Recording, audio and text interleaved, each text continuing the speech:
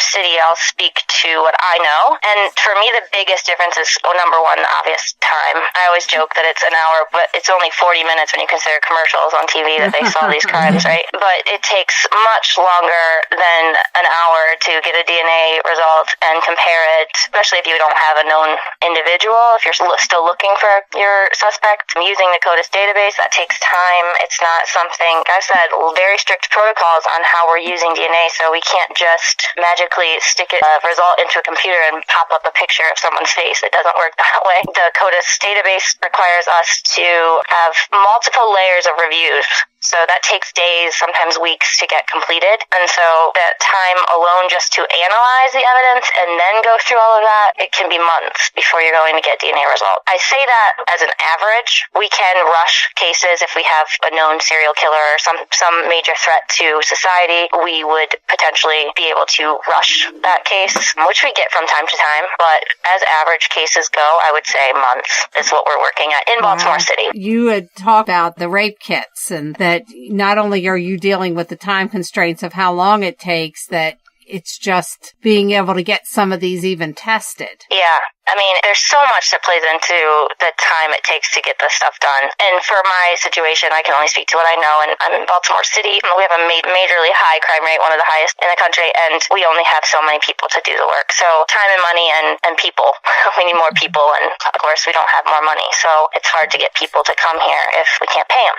Absolutely. One of the other things I meant to say when you asked me about TV versus reality is TV portrays all of DNA evidence to be perfect evidence. All of the cases to have perfect DNA evidence, and that is 100% not true. What we could have is a perfect profile, which would be a single source or DNA from a single individual, like let's say a blood stain on a burglary scene. We can get a perfect profile from that, and that's really easy to search in the database, and you can maybe get a hit from that. But not every case has that. People handling a lot of things. There's DNA of multiple people on one item that causes issues. It's not easy to interpret DNA when there's more than one contributor. So that adds time and effort. And sometimes you have to just say, I can't say who's here. There's too many people contributing, or it's too little DNA, touch DNA, or low copy number DNA from skin cells. It's not always beautiful to look at, and we're not always able to say that it's a single source person or that there's even a specific number of people contributing it. There's all kinds of questions that come into play in reality that aren't portrayed on TV.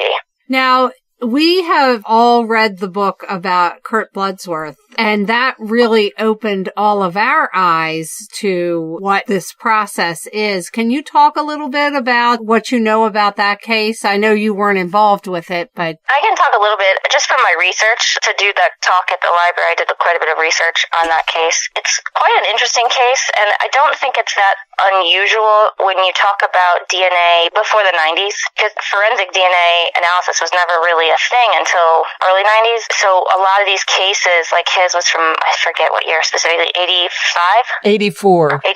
Yeah. They didn't have the same stuff we have now. So most of the cases where you're getting these exonerations based off DNA evidence are cases that happened before DNA was being used. I expect us to have more, but I would expect probably in the next 10 years that number is going to start going down of exonerations. You start having less and less. The one thing that struck me in the book is how if he wouldn't have pushed, this probably... He'd still be sitting there. Right.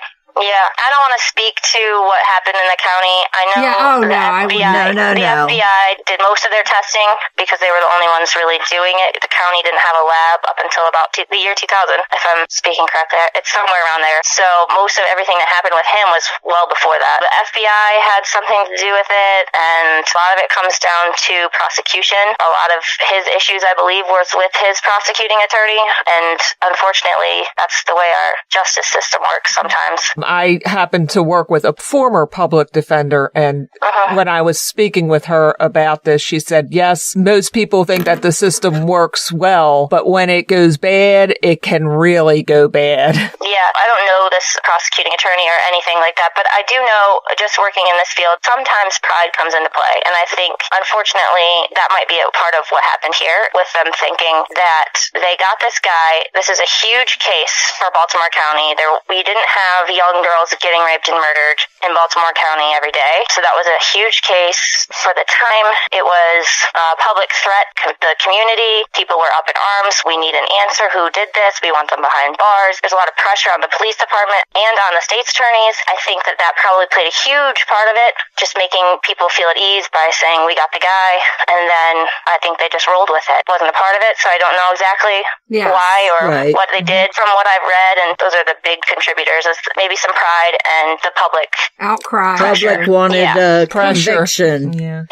And even after they got him exonerated, no one believed. Yeah, exactly. That's sad. I watched a documentary about it, and he said he still gets people yelling at him. Yep. It's unfortunate, but part of that case is the public believes everything they see on TV. Exactly. And so they saw his face on TV, and they said, that's our guy. It's a pretty wild case, a very interesting one, but there's so many like his out there. If you go to the Innocence Project website, they break down all of the cases that have been exonerated based off of DNA evidence. Yeah. It's pretty interesting stuff if you start digging into it. I'm curious now, you work in a lab. Do you ever, after you've done your job, follow these cases to see what happens? No, not really. Yeah, you probably don't have time for that. No, I don't actually have any time for that. There's some times where a case will just stick out in your head, and you kind of can't get it out of your head until you know what the results were. Most of these cases I testify for, the bigger cases, and sometimes after the trial, the state's attorneys will shoot us an email and just say, this was the result of the trial. I have to be unbiased. Until they're found guilty or whatever, I don't know who did it. I just know what the DNA evidence is. It's kind of a weird situation to be in, but, I'm also a human being, and I'm a citizen of this area, and I work in the city, so I also worry about the public. Those kind of things, sometimes there's specific cases where it just sticks out in my head, like a serial rapist or something like that is terrorizing a community. Those kind of things I care a little bit more about, but there's so many cases and no time to do them, so I don't have much time to research them. Well, I think we live in a very exciting time because 100 years ago, my goodness, there were so many people that all you needed was one person to say, yep, that's him, and that person was hung, or... Yep. Yeah, exactly. And I think that's what's going on with all these DNA exonerations. The majority of them, they break down the stats on the website, and they tell you what the leading cause was for them to wrongfully accused and convicted, and almost all of them have to do with false identifying them. Right. A huge majority of them have that, and or police interrogations. I'm curious, going back to testifying in court, are you taught how to do that? Is that part of your education, or are you? Yeah, it's a huge part. I would say, as far as what I do in my career, that is probably the hardest part, because there's no set rules in court. It's funny because you would think in a trial or with judicial system, you would think that being in court is where you would have the most rules, but it seems to be the opposite. My work environment in my office is much more restricted, and there's rules, and I go into court and it's whatever you want to do, go for it, and they go for it. So it was a huge part of not only my classwork at Towson. We had mock trials on several cases, and then I also had a course that was specifically for court testimony, and we did a lot of research on old cases. But it also is a big part of how I was trained at Baltimore City. And I would tell you, to be honest, I'm nervous just as much now when I go into court as I was the first time. So it gets a little easier. I'm still just as nervous, but I do get a little better at actually speaking. Well, Virginia, we thank you so much for taking time to talk with us about this fascinating subject that we know very little about except what we see on TV. And read in books. And read in books. You've enlightened us, and we thank you very much for taking time to spend with us. Oh, you're very welcome. It's my pleasure. And we thank you, and have a good rest of your day. Thank you. You too. Bye-bye. Thank you. Bye-bye. Okay. That was a fascinating interview. She knows her stuff. I could have asked her questions all day long. Yes, we could have kept her. I think most people are interested in this topic. And if you're interested in the book that we talked about during the interview, the Bloodsworth book, it is available pretty much everywhere, your library, Amazon, any of the bookstores. It's by Tim Junkin. It's the true story of the first death row inmate exonerated by DNA evidence. Charged with the rape and murder of a 9-year-old 9-year-old girl in 1984, Bloodsworth was tried, convicted, and sentenced to die in Maryland's gas chamber. From the beginning, he proclaimed his innocence. But when he was granted a new trial, the second trial also resulted in a conviction. Bloodsworth read every book on criminal law in the prison library and persuaded a new lawyer to petition for then innovative DNA testing. After 9 years in one of the harshest prisons in America, Bloodsworth was vindicated by DNA evidence. It was a fascinating read. I could not put this book down. I don't usually read at one sitting a true book, because there's so much in it. But this one, it made you angry when you read it because it was so obvious that he was innocent. Of course, that's from my view looking in. Absolutely. Instead of the police looking out. Well, I found it to be infuriating and heartbreaking at the same time. This poor man lost how many years of his life? 8 years of his life. And he was a young man at the time. It just was horrendous what he went through, and the fact that he spent 8 years in a very tough prison. Well, not only that, what I found fascinating was even once they got the DNA tests back, it still took a long time to get him out of prison. And I think that's what Virginia was talking about. This process is not, okay, we test the DNA. Oh, you're innocent. Here you go. You're out of prison. There's still, it needs to go through the process. So this man sat there knowing he was innocent and being proved innocent, but he still had to sit in prison. There's also a documentary called Bloodsworth. I watched it on Amazon Prime, but it's a fascinating documentary. There's something on him on YouTube. There's several different. Kurt Bloodsworth talks to information about the Innocence Project and about abolishing the death penalty.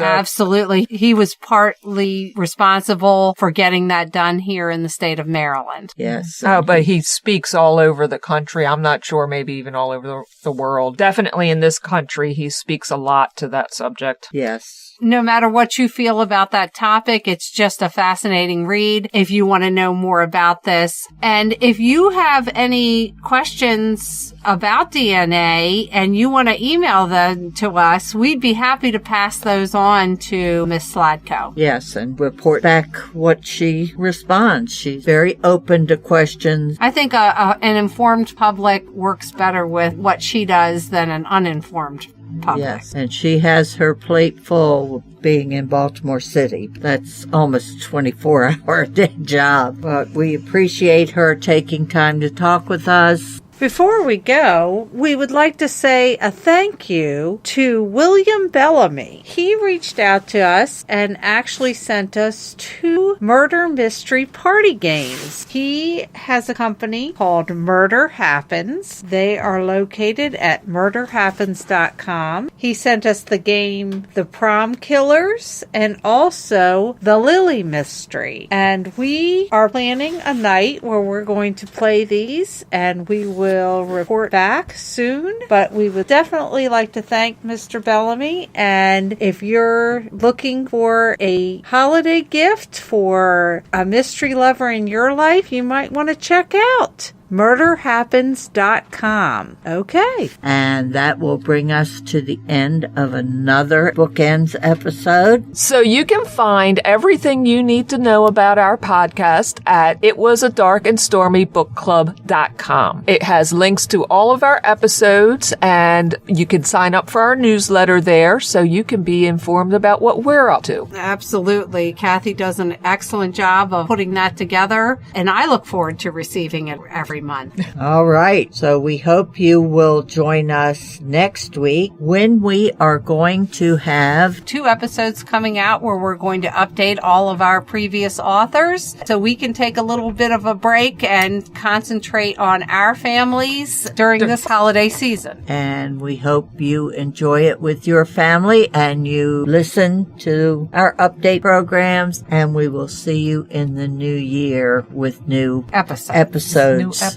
New authors. And we've got a lot of exciting things planned. And remember, life would be boring without a little mystery. Bye.